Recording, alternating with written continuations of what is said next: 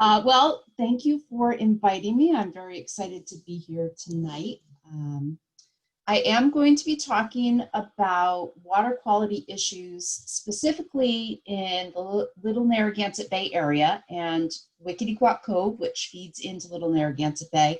But I'm also going to take a step back and look at the broader perspective of water quality issues. So what you're looking at right now on the screen is an image from Little Narragansett Bay. You can see our boat in the lower left-hand corner there. And what you're looking at is a floating mat of seaweed. And this seaweed coats the bottom of Little Narragansett Bay, and it's one of those indicators of water quality issues. I'm going to be talking about seaweed in particular quite a bit this evening. So just to put us in place here for those who may not be familiar with the system, Little Narragansett Bay is on the border of Connecticut and Rhode Island. The Wequetequock River, also on the border of Connecticut and Rhode Island, drains into Little Narragansett Bay, and Wequetequock Cove also drains into Little Narragansett Bay. So when we look at Little Narragansett Bay, we have three somewhat separate watersheds feeding into it. If we start with, let's see, can you guys see my pointer, Judy? Yes. Okay, great. Yep. So if we look at just the portion of the land that drains to Little Narragansett Bay, it's a relatively small area. The water that feeds into Little Narragansett Bay primarily comes from the Wequetequock Cove watershed, which is this area here, and the much larger Wequetequock River watershed. When we look at these systems, we've got Little Narragansett Bay, which is primarily natural. It is composed a lot of marshland, but it does have some development and agriculture in that area. And when I say agriculture, I'm actually loosely referring to any kind of agricultural activity, including things like pastures, hay fields, turf farms, all of those I'm lumping in with the term agriculture. The Wequetequock Cove watershed is about 5 times bigger than that Little Narragansett Bay watershed. And again, still mostly natural, 75% natural type of land. So that's forest, fields, wetlands, generally undeveloped or uninhabited land. But we do see about 900 acres of developed land in that watershed and about 1,200 acres of that agricultural category. When we move on to the Wequetequock River watershed, it is a much larger watershed, and it takes up approximately a third, 25% of the state of Rhode Island. It is about 110 times larger than that Little Narragansett Bay watershed. It has 11,000 or so acres of developed land, about 13,600 acres of agricultural land, and still a lot of natural land in that system. But let's take a step back. I said we were going to take that step back.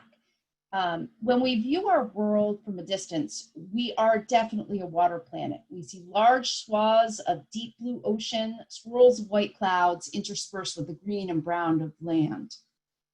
But when we zoom in to our local systems, we see green. And that's really what led to the title of this talk, Feeding Green Waters, because our coast feeds and nurtures and fertilizes our coastal zone.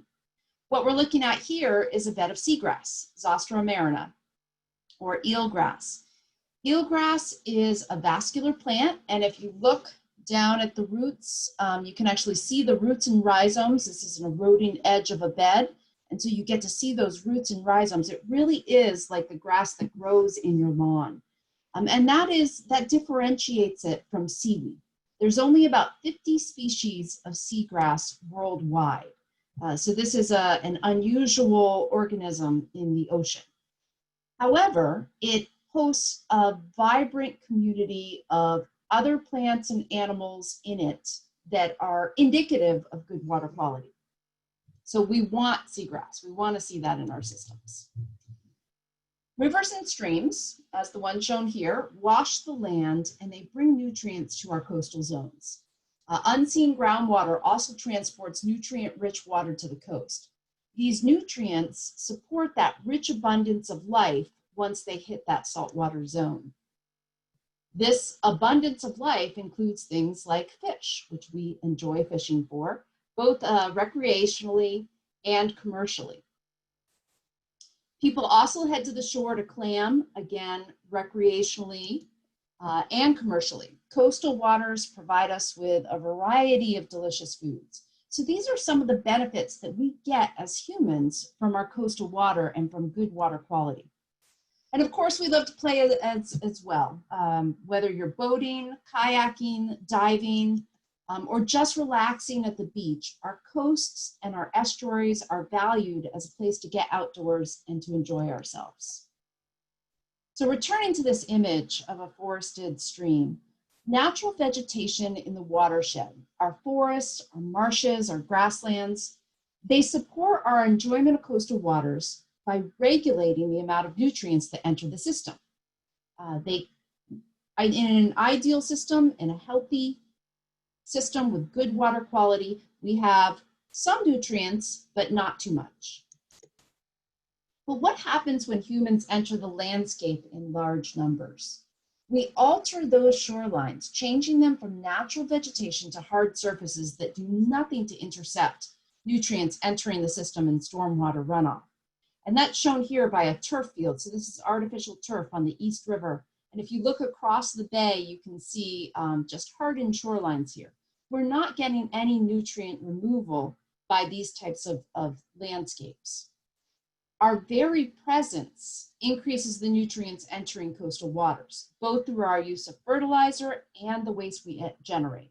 So we eat, we excrete, and much of our wastewater ends up in our natural waterways, either through pipes that lead directly to those waterways or as it travels from our septic systems through the groundwater. Humans have a big impact on our systems. And of course, because we need to eat, we need to grow food, which is often done close to natural sources of fresh water. We add fertilizer to these fields, typically in excess of what crops can assimilate or what they need, because that's just a general farming practice. The leftover nutrients make their way into nearby streams and rivers, such as the Choptank River in this photo, which drains to Chesapeake Bay. And what you're seeing is just after a rainstorm, a lot of nutrients have run off into this system and are stimulating a bloom state in this freshwater estuary here, freshwater portion of the estuary. So when I say bloom, this is kind of the worst case scenario. We've seen symptoms of these blooms. You may remember back when China was hosting the Summer Olympics. This photo is from Qingdao, China in 2013. And they had a massive macroalgae bloom going on, a massive seaweed bloom, which still persists to this day, related to a lot of nitrogen coming into the system. Now, while the Olympics highlighted this issue of these blooms in China, they're certainly not contained to China. This picture is from the annual summer bloom at Monterey Bay, California. Again, of that same seaweed, ulva.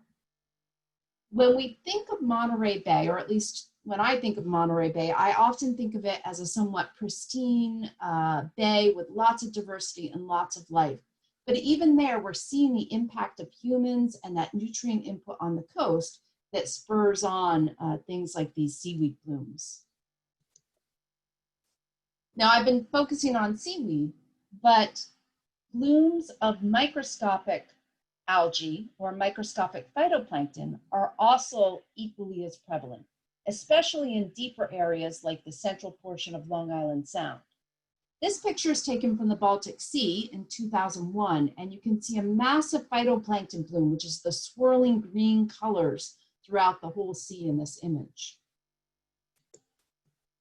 So these excess nutrients that come in, primarily nitrogen, but also phosphorus and other nutrients, they stimulate or fertilize the growth of phytoplankton, that microscopic algae, or seaweed. In order for these things to grow, they obviously need those nutrient sources, but other conditions need to be right to encourage this blooming or this overgrowth of seaweed. And these include things like temperature, water flow, and sunlight, which can all have an impact on whether we're going to see a bloom in a system. The increase in organic matter, and that's really what we're talking about, is an increase in organic matter in these systems, an increase in the amount of biomass that we find there. We term that process eutrophication. So while these blooms can be a nuisance on their own, they lead to other problems. All of this biomass or organic matter fuels respiration by microscopic and not so microscopic organisms, including bacteria and the seaweed and phytoplankton itself. They also use up the oxygen that's in the systems. This can lead to dead zones, which are often visible to us by the presence of dead fish, either floating at the surface or in some cases washing up in mass on beaches. All right, so I'm gonna have you guys take a look at this figure. Obviously, we're looking at the United States, but I want you to think about what are you looking at here? And if you want to type in the chat box, you can. Of course, I can't seem to see the chat box right now. Let's see. But what I want you to do is take a guess at what we're visualizing here. So this is a map of the United States. We're using some form of data to map out the distributions that we're seeing here. So think in your mind, what are we looking at? I will tell you it is not population, but it is definitely related to population.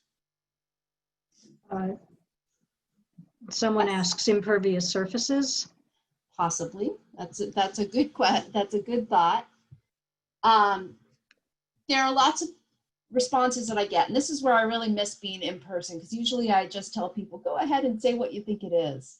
And things that I often hear are things like light, electricity use, population density, which I've already said it's not, impervious cover. There are just many things that you can think that this is the data that we are using to show this map. So what we are really looking at is the distance to the nearest McDonald's. And so the brighter a spot is, the closer you are to a McDonald's. And I love this figure because it really gets at a couple issues. First of all, we are looking at an indicator of population. And McDonald's is a nationwide chain, and so it's a good representative of where we find those population densities. In fact, if you look at Long Island Sound, which is this area right here, we're one of the most brightly glowing places in the country. But it also speaks to this idea that food and humans are a big impact on the environment. So we grow food, we use fertilizer to grow that food, we eat the food, our waste contributes nitrogen and nutrients from the food we've eaten, gets passed through us and gets excreted to the environment. So this really, I love this graphic because of all of these things that you can tie together through it. So humans are a problem. You know, we're in the landscape. We are impacting our environment. That's what we do. We are very good at engineering our environment. But we can mitigate the impact that we're having on our coastal waters. We need to define what we're looking for in an end goal. So what we want are nutrient loads that are supportive of desired outcomes. As we work towards reduction in nutrient inputs to coastal waterways, something to work for, we want to work towards raising the oxygen levels in our systems. And one way that we can keep track of how well we're doing is by monitoring the dissolved oxygen levels in our coastal waters and making sure that they're supportive of aquatic life. A secondary goal chosen for some systems is the reduction of algae blooms, either seaweed or that microscopic phytoplankton. This goal is harder to track as the assessment tends to be, like literally when we're measuring it, we're like, wow, that's a lot of algae. Or things are looking pretty good. We haven't got that much algae this year. It is a much harder thing to quantify than the oxygen levels in our system. Algae is also variable in space and time, and it can be easily redistributed by water flow and storms. Oxygen is also variable, but it's not as hard to quantify as the variability in seaweed.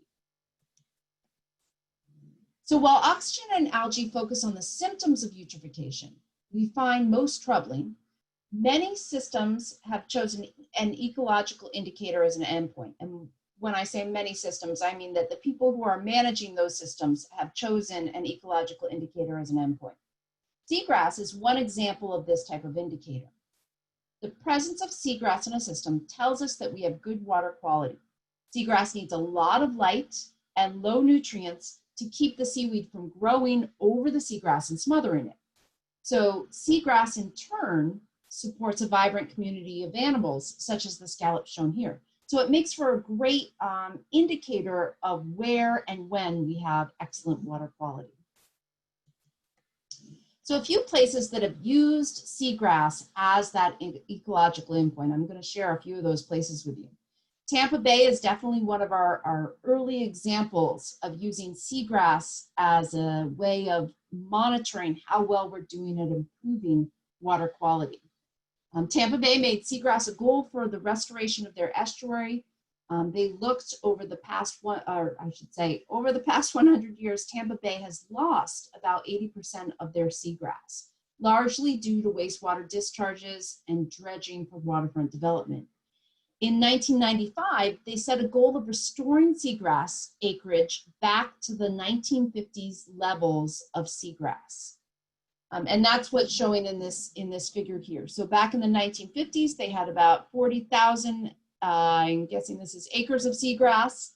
They had declined by 1988. They had lost most of that seagrass. And by focusing on reducing their nutrient inputs and other mitigation techniques, they have recovered to their 1950s level. So definitely a big success story. More locally, we have our own success story. Mumford Cove in Groton provides that local success story. From 1945 to 1987, a wastewater treatment plant discharged into a stream draining to Mumford Cove. And it was this little stream right ahead of Mumford Cove. This wastewater treatment discharge contained a lot of nutrients and resulted in massive seaweed blooms. In the summer of 1987, seaweed covered 74% of the bottom area of the cove. The outfall was relocated to the Thames River in the fall of 1987. The Thames is a much better flush area, allowing for greater dilution of the wastewater. So it was a good choice of a way of dealing with that wastewater. By the following summer, so just 6 months later, the seaweed coverage had already declined from that 74% coverage to 9% coverage in the cove. And within 10 years, seagrasses had started to colonize the cove. And that's what we're looking at in this figure. So the black and gray areas are the movement of seagrass over this time period into Mumford Cove. Since this 2002-2004 time period, seagrasses continued to expand up the arm of the cove even further. So this is, again, our success story. One last relatively local success story, and we'll come back to this idea at the end of the talk, is Boston Harbor. Boston Harbor had some serious issues with water quality. They had wastewater effluent and sludge, so solid matter, draining into the harbor until the early 90s. Between the early 90s and the late 2000s, they reduced the amount going into the harbor, and eventually they moved the outfall for their wastewater treatment facilities offshore. And that's what's shown in this panel on the right, is their outfall is now far out of the harbor.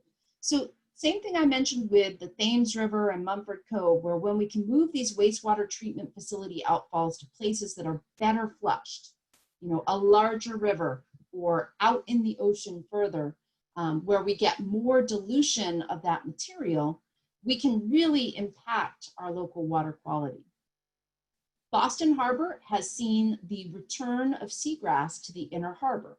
They've seen much better water quality in that inner harbor.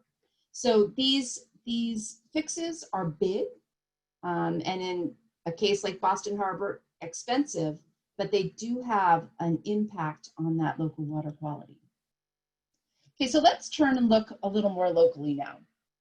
This is Little Narragansett Bay. The purple star in the map is showing where this image came from. So Sandy Point is the outer edge of Little Narragansett Bay. And just southwest of Sandy Point, we do have beds of eelgrass. And that's kind of what we're seeing here. It's moving in towards the Pawcatuck River. And we do see some sparse eelgrass in this area. You can see the sand is nice and white and compact in this area. I should mention that these photos and a video I'm going to show you in a moment were taken last summer in 2019. Dave Prescott from Save the Bay and I went out and did some video work in the system to look at where seaweed was occurring in Little Narragansett Bay. So over closer to Elihu Island, again, where that purple star is showing, this is what the bottom looks like. If you look at the water is still pretty clear here, but we see a lot of seaweed on the bottom of the system. Just a little bit further south, we're still getting clear water, but now we're getting even more of a monoculture of seaweed. And this is that green seaweed that tends to wash up on the shores of Little Narragansett Bay. On the day that we went out, we weren't able to get up into Wequetequock Cove because it was high tide and the boat was tall, so we couldn't get under the bridge, for those of you who are familiar with the system. But Wequetequock Cove would probably look very similar to these last two photos that I showed you. We're moving closer to the Pawcatuck River, and you can see that we've changed the color of the water here. So we're still seeing a lot of seaweed on the bottom. In fact, if we go back just a bit to this photo, you can see our pole has this stopper at the end of it. In these photos, the seaweed is so thick that that stopper is sinking into the bottom. And in this case, we have kind of a colored water combined with a lot of seaweed. That means that we're not seeing the end of that pole. And then if we move further up the Pawcatuck River, so we're up here in this area, where the purple star is shown, we get a whole different color here. What you're looking at, the white pieces that you're seeing are shells. There is seaweed in this photo, although it's really hard to see. And the color is definitely different. Now, this color is not an indication of a water quality problem. This is what we call colored dissolved organic matter, and it's basically tea made from oak leaves. So as groundwater travels, as water travels through the ground and drains into the Pawcatuck River, that traveling it does through the ground, it is steeped in oak leaves and is picking up a lot of tannins, and that's what leads to this color. So this alone is not an indication of pollution, although we do know that the Pawcatuck River has some high bacterial loads, high nutrients in it, but the color is not the issue. It's what you can't see that's the problem. All right, so I want to go to a video. Let's see if I can manage this, because not many people get in the water and take a look at what the bottom looks like in these systems. So I just have a 1-minute video clip so you get a feel for what these places look like. Bear with me a moment while I adjust. So this is from that survey, and you're watching our pole go down. You can see that we just picked up some seaweed. We're trying to shake it off a little and it's not coming off, but we've got some seaweed caught on the end of the pole. And then we'll go down a few more times and you'll get a feel for the bottom here. We've got murky water. Oh, my video just paused. There we go. Murky water, but a really thick layer of seaweed on the bottom. In fact, it's probably about a foot thick in this area.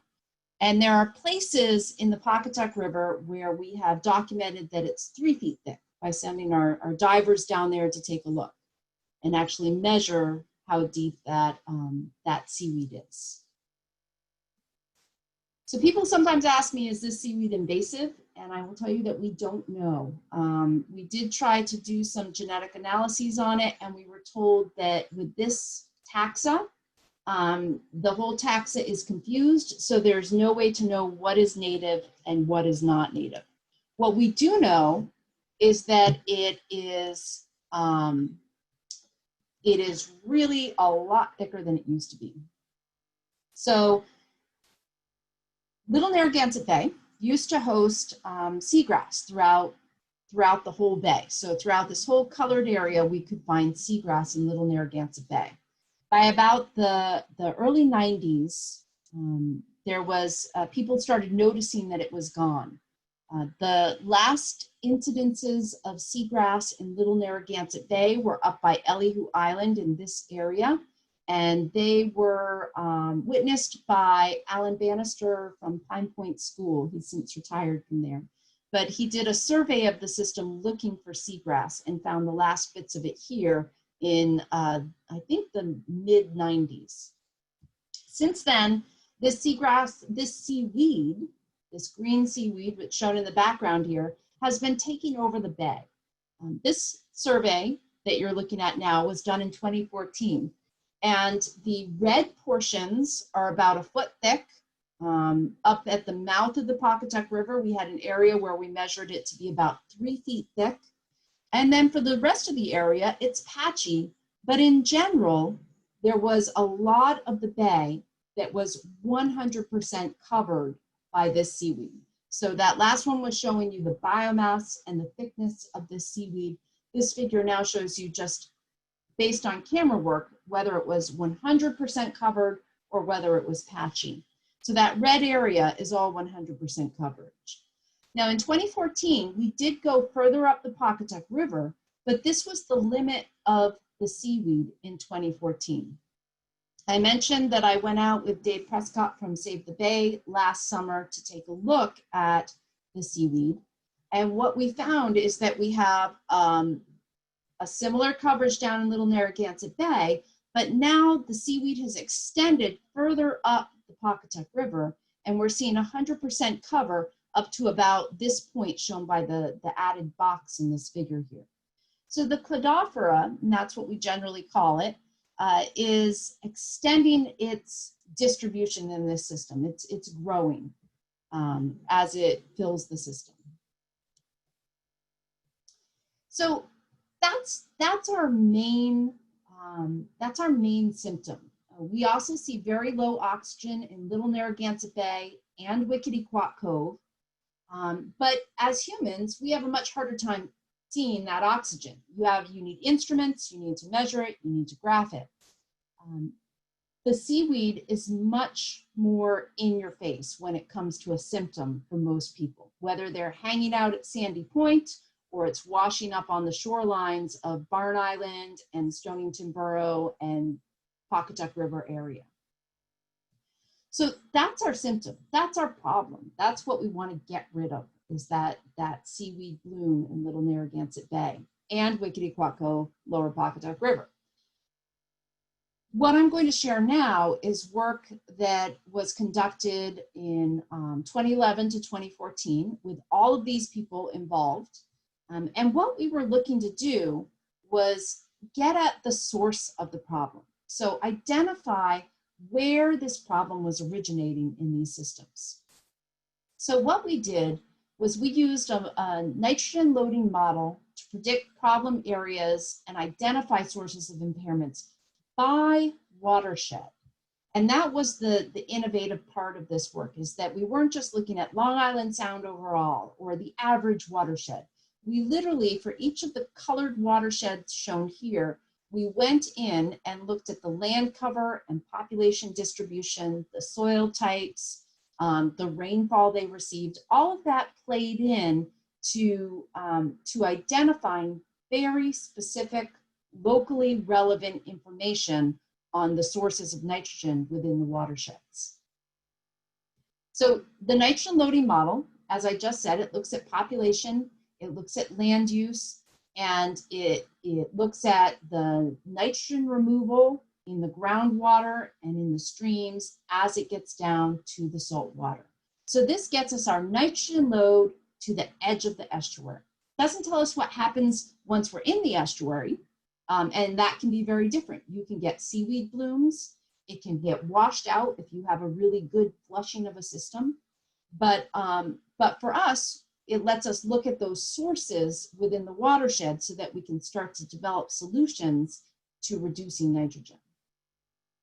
Now, I mentioned, I'm not going to go through all of the aspects of the model, but I will show you just a little bit of information on the background of how we do it.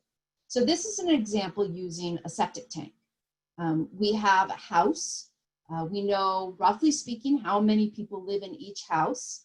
And we know, roughly speaking, how much nitrogen a person excretes over the course of a year. So 4.8 kilograms nitrogen per person per year, or about 10 pounds of nitrogen per person per year. That gets excreted into our septic tanks and then enters the groundwater and goes through a series of chemical transformations. And eventually that groundwater makes its way to a stream or a river or directly to the embayment, directly to the coastal salt water, carrying with it the nitrogen. I always like to point out that septic systems are designed to protect you and I from bacteria in our human waste. Septic systems are not designed to remove nitrogen. And in fact, in our soil type, they do a really poor job of removing nitrogen. Great at bacteria removal for the most part, if everything's working great, but they are not designed to remove nitrogen. And that has to do a lot with the soil type and the amount of oxygen that's in that groundwater. So what you're looking at here, this is just a soil triangle. So it has the different types of soil: clay, silt, sandy loam, and each of those remove nitrogen with differing efficiencies. That's what the color is showing you. So if we're in sand or loamy sand, it's going to have a very poor removal of nitrogen. Over here, we can see how much removal we get in that septic plume, removal of nitrogen, and it varies greatly by where you are. So Pawcatuck River, Wequetequock Cove, Little Narragansett Bay does okay. It's 22, 32%. As we get further west in the Sound, the Norwalk area, it goes up a bit higher to maybe 40%. And then as you get out onto the sandy island of Long Island, it really goes low. So it is not a good nitrogen remover when we get out on Long Island. So that's really all I'm going to tell you about the inner workings of the model, just the idea that we're looking at both what's going on the land and what's happening in the groundwater and the aquifer as it leads to our coastal waters. If you're interested in finding out more about this, you can Google Vaudrey Lab Yukon, and it'll take you to a page that lets you watch a webinar, look at the data, and Yukon Clear has also developed an online viewer so you can go into your watershed and look at your local sources of nitrogen. But for today, we're going to focus on our three watersheds: Wequetequock Cove, Little Narragansett Bay, and the Pawcatuck River. I'm largely going to ignore this, what I call this Little Narragansett Bay watershed, and that's again that area that drains directly to Little Narragansett Bay. In reality, the Pawcatuck River and Wequetequock Cove watersheds also drain to Little Narragansett Bay. They're larger, they have more development, and they contribute more nitrogen to that system. So first off, we have the lower Pawcatuck River coming in. Wequetequock Cove, for the most part, everything that drains into Wequetequock Cove goes through Little Narragansett Bay. So anything coming through Wequetequock Cove will impact what we're seeing in Little Narragansett Bay, as well as what we're seeing in Wequetequock Cove itself. The Pawcatuck River, though, has two options. So water's flowing down here, and it can flow out straight past Navatree Point out to the ocean, or it can take the dogleg into Little Narragansett Bay. And through our studies, 2 independent studies, we found that about 30% of the water leaving the Pawcatuck River goes through Little Narragansett Bay, likely exiting out near the Stonington Borough, over in the cut over by Stonington Borough, or maybe tidally flushed back and forth. But about 30% of that Pawcatuck River load is impacting Little Narragansett Bay. So when we're looking at sources of nitrogen in these systems, we can break it down into three basic categories. There's human waste, which comes from sewer and septic. There is rain and dust or atmospheric deposition. So that's rain and dust that settles on the landscape, travels through the groundwater and comes down to these systems. And it's also the rain and dust that falls directly on Wequetequock Cove or Little Narragansett Bay. And then we have fertilizer, and that's fertilizer from our home lawns, golf courses, parks and recreational fields, and our agricultural sources. So this figure here is showing you the relative magnitude of nitrogen coming from these three different sources. The bigger the pie chart is, the more total nitrogen is coming in. This is taking 30% of the Pawcatuck River water because that's all that gets into that Little Narragansett Bay, which is really the area that has the water quality issues, along with Wequetequock Cove. So, for the Pawcatuck River, 50% is human waste. If we look over at Wequetequock Cove, more than 50% is from fertilizer. So this is what I was talking about, how the model allows us to look into a watershed and identify those sources based on that local watershed. And when we're looking for solutions, again, if we can be more specific about the problem, we can target our solutions so that they are the most effective they can be. So the model allows us to compare among these systems, Pawcatuck River, Wequetequock Cove, but it also allows us to look deeper into the sources of these systems. So for instance, in Pawcatuck River, about 25% comes from sewer. This is our nitrogen load. And about 25% comes from septic, and maybe 20% from fertilizer that's applied to crops and hay and turf farms. And maybe 15–20% is fertilizer applied to lawns. Then we have all of these other categories which are much smaller in the nitrogen that are coming from those sources. Rained natural vegetation makes up a sizable chunk, but remember that the Pawcatuck River watershed is about 80% natural vegetation. That rain applied to natural vegetation is nowhere near 80% of the nitrogen load.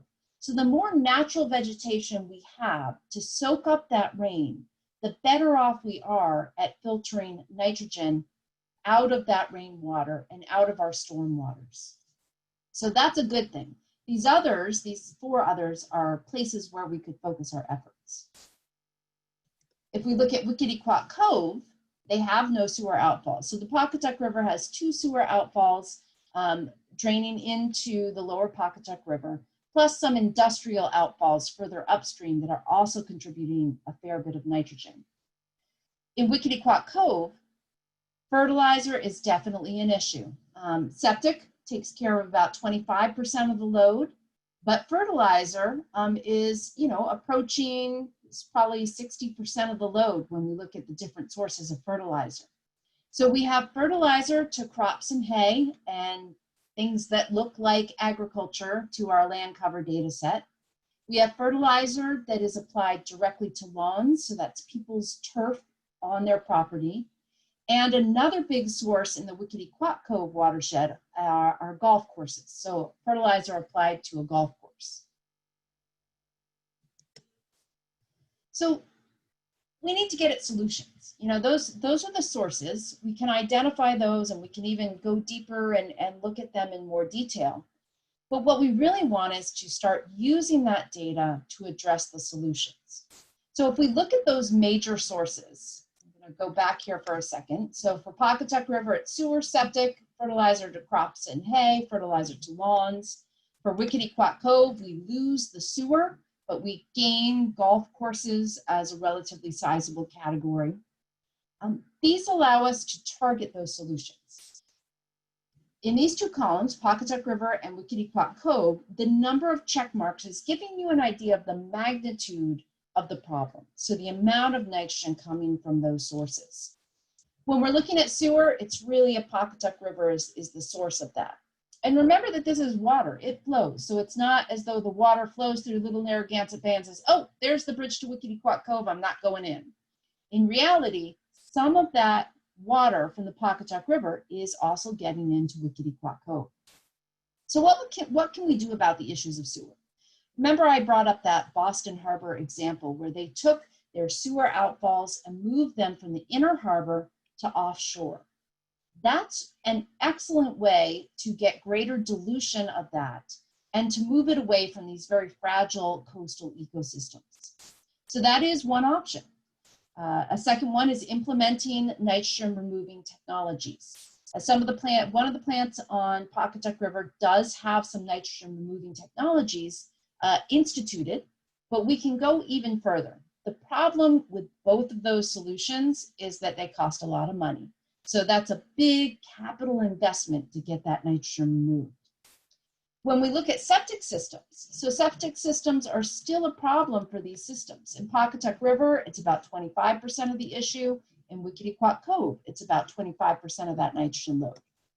So things that we can do to reduce the nitrogen coming from septic. We can convert septic to sewer. In fact, sewer plants, even without nitrogen removing technology, do a better job of removing nitrogen than septic systems. And that has a lot to do with the sediment, with the soil type in our area of the country. If we were out in Iowa with rich loam and low oxygen in the groundwater, septic systems are much more efficient at removing nitrogen.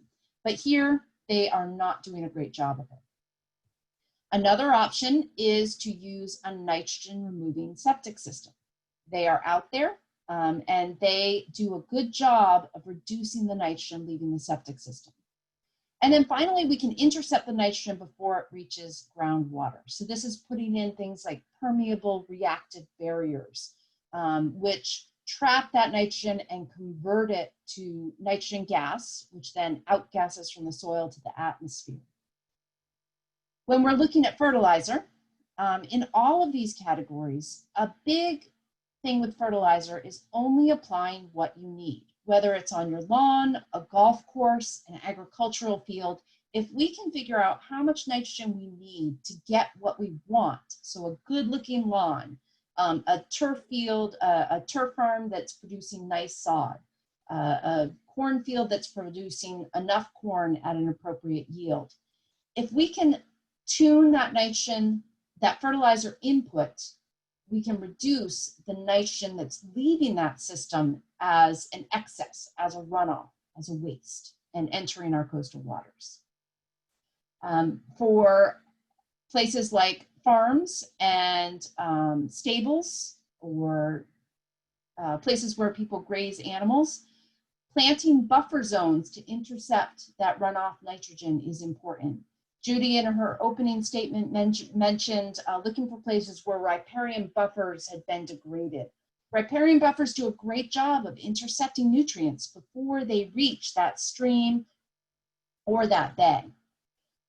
On a local level, on our own homes, we can do things like testing your soil and see if you actually need to fertilize.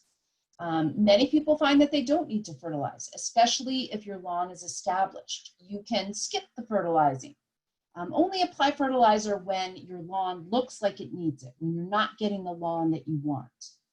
And if you're going to fertilize, you want to fertilize when the grass is growing. That's not midsummer for us. You don't do it in winter. You don't do it in late fall. In fact, the best time to do it is around the end of May and the start of September. So people say fertilize around Memorial Day or Labor Day.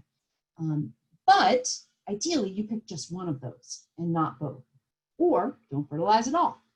And thirdly, you can leave grass clippings on your lawn. That way you're returning the nitrogen that's already invested in your grass back to the soil. When we're looking at golf courses, same idea, encourage applying only what is needed and plant those buffer zones to intercept the nitrogen before it gets there. So I've been talking just about water quality and that nitrogen load coming from humans and getting into our coastal waters. But of course, an overriding concern that I have not touched on at all is climate change and how that will impact water quality. there's a professor from URI who I heard use this great term. Instead of climate change, she calls it climate weirding, because the weather is getting weirder. Our climate is getting weirder. It's not that temperatures are rising, of course they are, but that you'll have more hot years and more cold years. You'll have more rain in some years and you'll have less rain in other years. We're just seeing more diversions from the norm. We're seeing things get more extreme. Our precipitation tends to come all at once in a giant storm instead of soft, nourishing rains to the soil. So all of those things also impact water quality. As temperatures rise, we get greater hypoxia, or that low oxygen in the water. High temperatures kill off seagrass. It does not do well when the temperature gets warm. We also see loss of marshes associated with temperature and with changes in precipitation. So greater precipitation or drought in some times. When we're looking at sea level rise, you think, well, that's not going to have that much of an impact on water quality. It's just more water, right? But what we see is that as sea level rise, we get flooding of our septic systems and our sewer infrastructure, our storm drains. And all of that increases the amount of nitrogen that's coming into the system. Climate change is definitely having an impact on water quality through all of these indirect effects, or direct ones like lower oxygen due to temperature increase. But what this means is that in order to make a system more resilient in the face of climate change, we need to be even more stringent in reducing the nutrients entering our coastal systems. We have to give our systems a leg up so that they can deal with these climate changes that are happening. So I will finish by just saying that understanding the sources is the first step to improving water quality. It really allows us some insight into our very localized problems and allows us to put our efforts, to put our money, to put our attention to those sources of nitrogen that are going to have the biggest impact for our local waters. And a key thing is that recovery takes time, so we really need to start this now, or probably need to start it about 10 years ago. So with that, I thank you for your attention. I've enjoyed talking about one of my favorite topics, and if there is time, I can take some questions, if there are any. Awesome. Thank you, Jamie. That was really great. Yeah, so feel free to unmute yourself and ask your question, and then you can mute up again when you're done. Stop the share so that I can actually see the screen.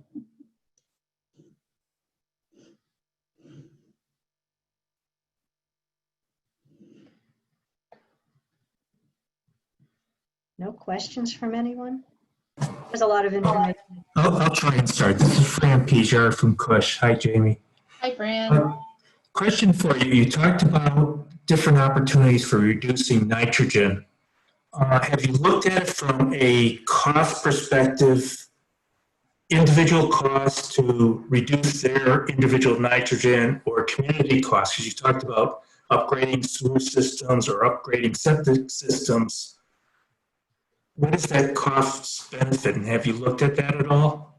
So that is definitely not my area, but I've relied a lot on a spreadsheet put together by the Cape Cod Commission. And they pulled together all sorts of nitrogen mitigation strategies, and they divided it into what homeowners can do, what communities can do, what larger, like state level can do. And they've assigned a cost to it, and they go into so much great detail on this. So they look at things like, okay, converting to nitrogen removing sewer, to the nitrogen removing septic systems. They also look at all sorts of different types of toilets, urine diverting toilets or composting toilets. And they give the cost associated with each of these. They also go into fertilizer reduction, so a fertilizer behavior change campaign. And they list not just the cost of these things, but how likely they are to be effective. So there's some indication of that in their matrix as well. So Cape Cod Commission definitely has the information that I pull from, because they're further ahead along than the Long Island Sound area is on this. But it is expensive on a community level. If you're doing big projects like sewer diversion, that's enormously expensive. Whereas a fertilizer behavior change campaign is much more cost effective, much less costly, but maybe not as effective unless you're really out there all the time reminding people about fertilizer behaviors. Thanks. Thank you.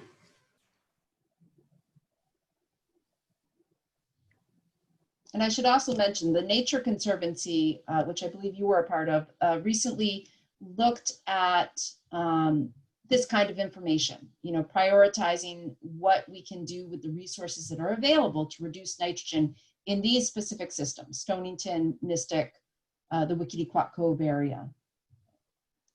And I believe their report is coming out very, very soon, like maybe the end of September, early October. So if you're interested in these systems in particular, I'd take a look at that.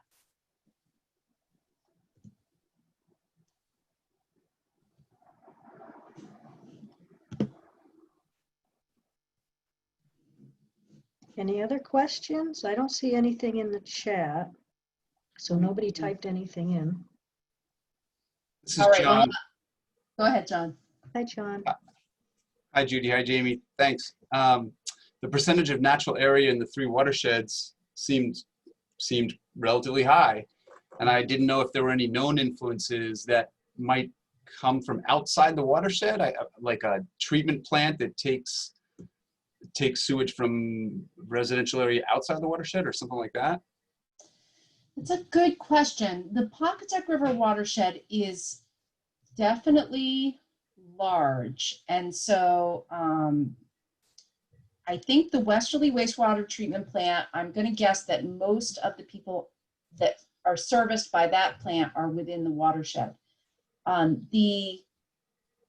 just forgotten the name of the other one. The Pawcatuck one, I do think takes wastewater from outside of the watershed. So there is some impact coming from additional people living outside the watershed on that wastewater treatment plant.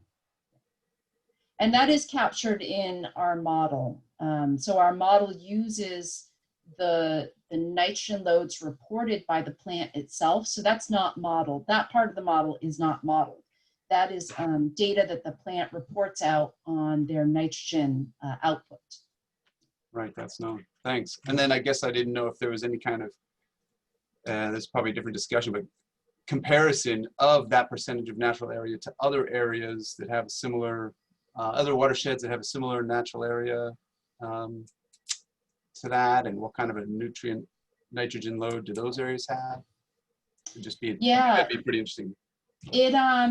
So it is interesting. I think a lot of our coastal watersheds, especially in Eastern Connecticut and Rhode Island, tend to have more natural area than we realize. As you go into the Western Sound, we definitely get less of that natural area just because the population is so much denser. But I think a really interesting thing about the trends across Long Island Sound is that that atmospheric deposition, that rain and dust, the nitrogen in the rain and dust, varies by location across the watershed. So if you are over in New York City, you have a lot of cars, and fossil fuels, the emission from fossil fuels includes nitrogen. So any place that you have a high density of cars, a high density of industry or factories emitting gases, you get higher levels of nitrogen in that local atmospheric deposition, and you can see that. So So I think in Eastern Connecticut, we're all relatively similar in terms of the nitrogen delivered to those natural areas. But if you go and look at somewhere in Central Connecticut around New Haven, you will see more nitrogen being delivered to their natural areas. There's a lot of patterns once you start digging into the data that are very interesting.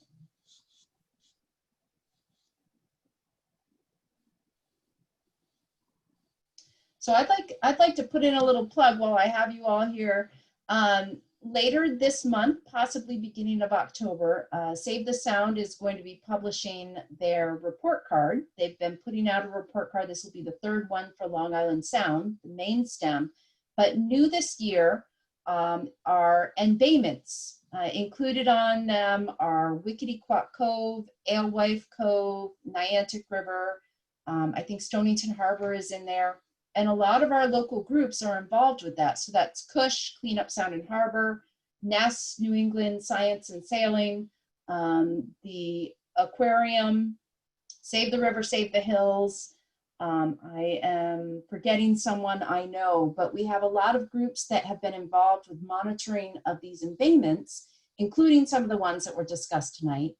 And that reporting effort will be out at the end of this month or next month, and allows us to look at the water quality in our local embayments compared to embayments around the Sound. So they include 38 different bays and harbors located around the margin of Long Island Sound, and we'll get to see how we stack up relative to those more populated areas of the Sound.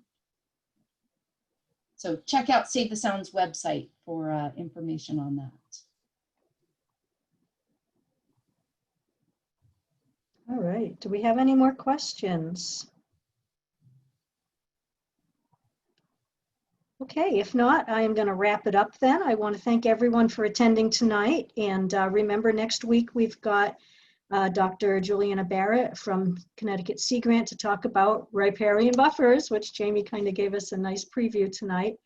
And I want to thank Jamie again for doing this presentation for us and really setting up beautifully what the challenges are that we're facing so that we can then have these additional presentations on how we can start addressing the problem. So thanks again, everyone, for attending, and hopefully we will see you next week. Have a good night. Good night.